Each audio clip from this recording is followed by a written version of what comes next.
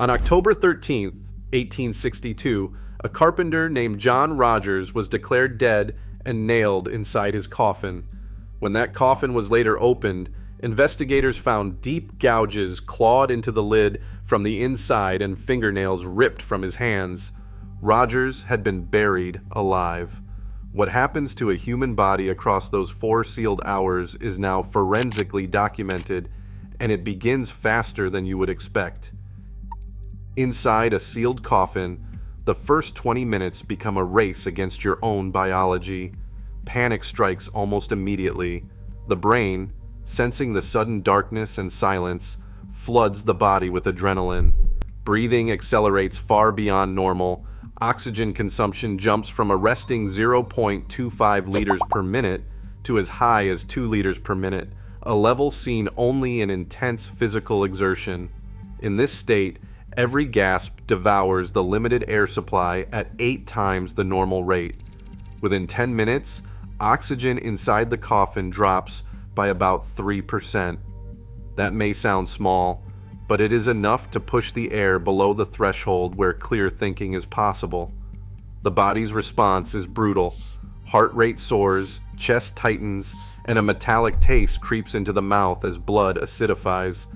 Survivors describe an overwhelming urge to claw at the lid, driven by rising carbon dioxide and the primal need to escape. Hyperventilation, triggered by terror, doesn't just burn through oxygen. It floods the confined space with carbon dioxide. The result is a multiplying effect. The more you panic, the faster suffocation arrives.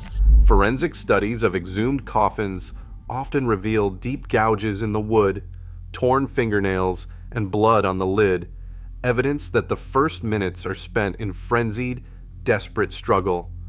By the 20-minute mark, oxygen levels have fallen close to the danger line. The body begins to lose fine motor control, and confusion sets in.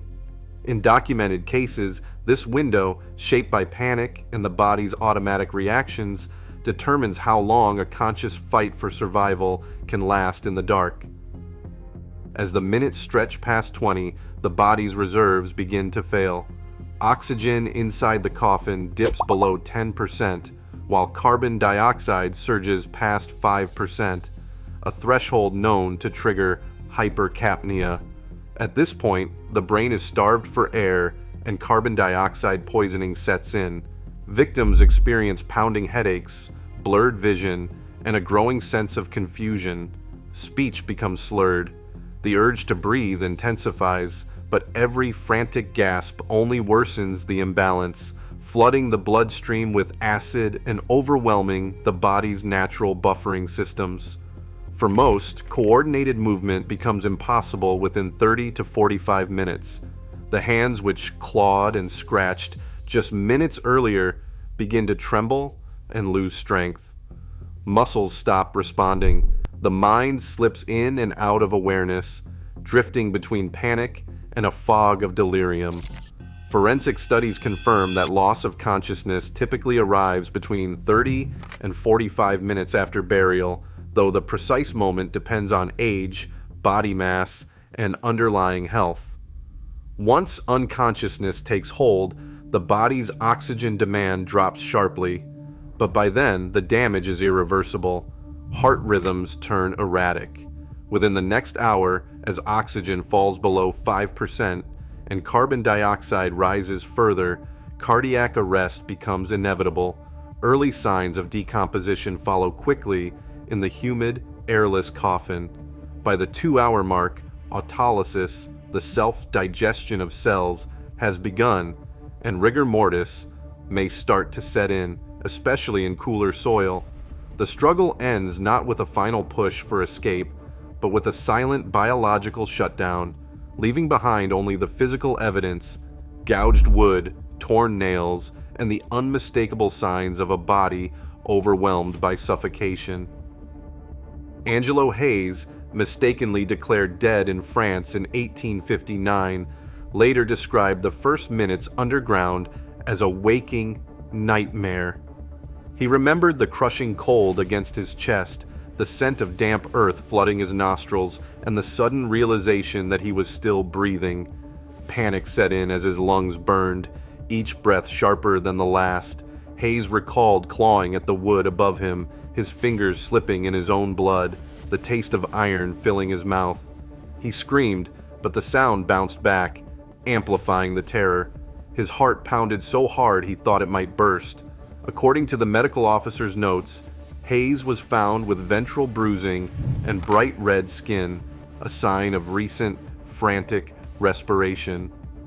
James MacLeod, a Scottish miner buried alive in 1867, described the darkness as absolute, the pressure of soil above making every breath feel like inhaling fire. He tried to shout, but the earth swallowed his words. MacLeod thumped the lid until his fists went numb, then felt a thin stream of cold air as the wood cracked. He coughed up dirt and blood, his heart skipping beats as he drifted between consciousness and delirium. Forensic records noted fresh blood in his nasal passages and linear cuts on the lid, matching his account. Both men's testimonies mapped directly onto the physiological timeline. The suffocating pressure, the metallic taste, and the overwhelming urge to escape are not just imagined horrors, they are the body's real-time response to suffocation. John Rogers was buried in St. Mary's Burial Ground in London in October 1862. 37 hours later, faint scratching noises drew a crowd to his grave. When the coffin was exhumed and opened, the evidence left no doubt. The lid bore deep, ragged gouges, each mark tracing the arc of desperate fingers. The wood around the head and shoulders was splintered, and Roger's right hand protruded upward, nails broken to the quick and stained with blood. The coroner's inquest, preserved in the London Metropolitan Archives, described the lid as scored with claw-like scratches, some nearly half an inch deep. The burial shroud was torn, twisted around his wrists, and the skin beneath showed abrasions from repeated scraping. A sketch published in the London Times the next day captured the brutal geometry of the struggle.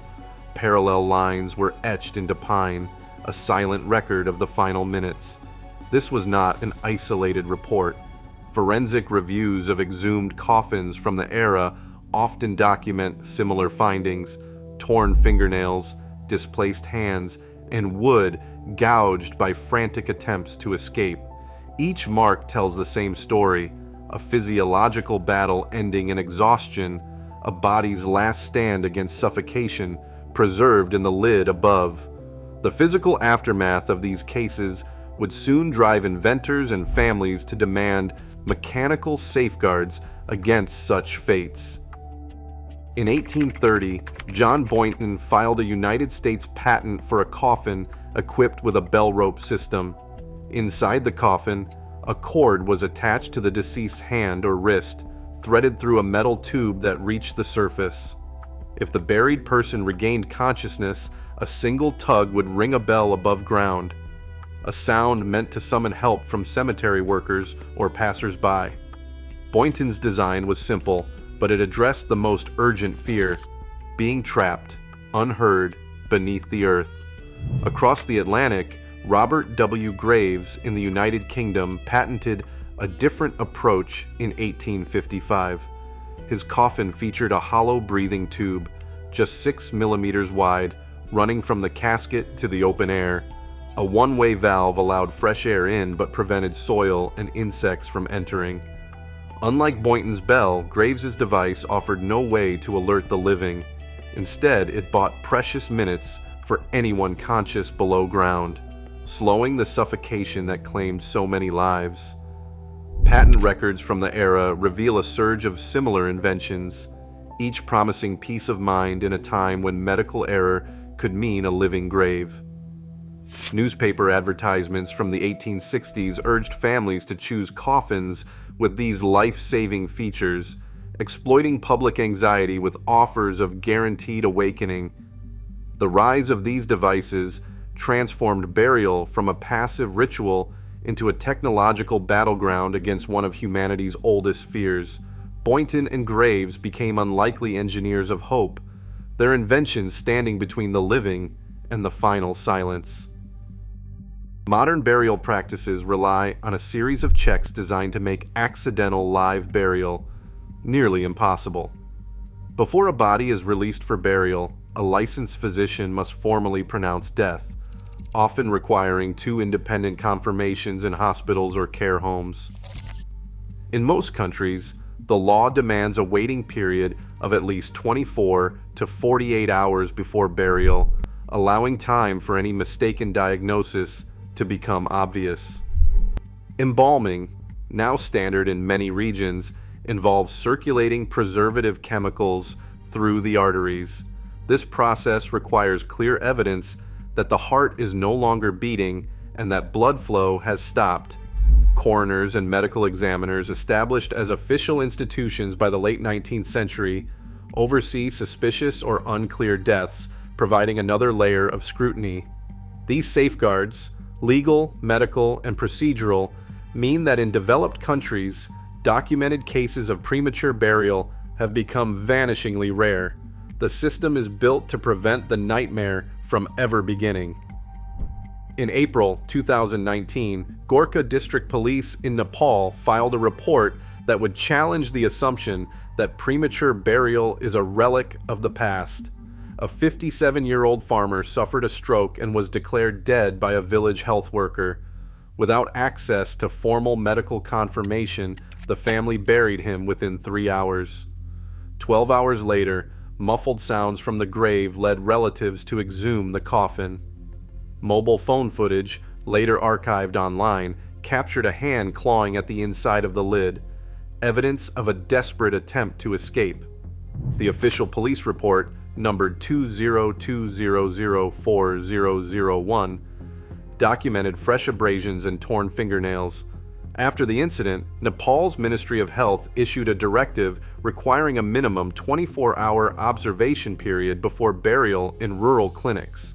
Even today, the risk persists where medical safeguards are thin and the margin for error is measured in hours, not days.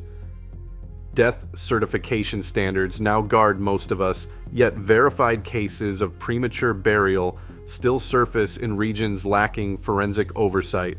For all our science, the line between life and death remains disturbingly porous. Sometimes, even the grave does not grant certainty or a final silence. Share your thoughts below.